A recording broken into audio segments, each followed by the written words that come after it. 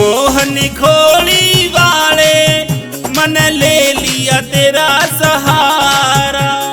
मोहन खोली वाले मन ले लिया तेरा सहारा। तेरी खोली आके देखा, तेरी खोली आके देखा, घना अद्भुत तेरा नजारा।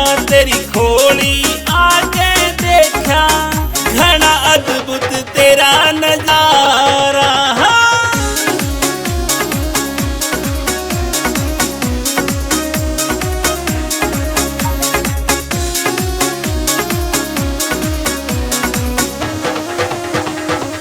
मोहन तेरे दर पे आया, खाली झोली लेके आया।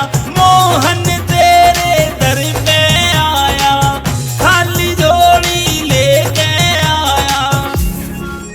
तेरी परिक्रमा में ल्याऊं, तेरी परिक्रमा में ल्याऊं, है सच्चा पावन द्वारा। होली आके देखा, घना अद्भुत तेरा नजारा।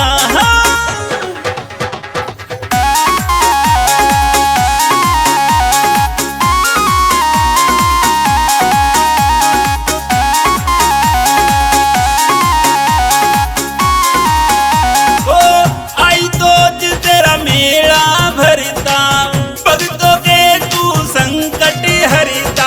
आई तोज तेरा मेला भरता, भक्तों के तू संकट हरता। तेरी देख के पावन ज्योति, तेरी देख के पावन ज्योति, गूंजे तेरा जयकारा। तेरी खोली आके देखा, घना अद्भुत तेरा नजारा।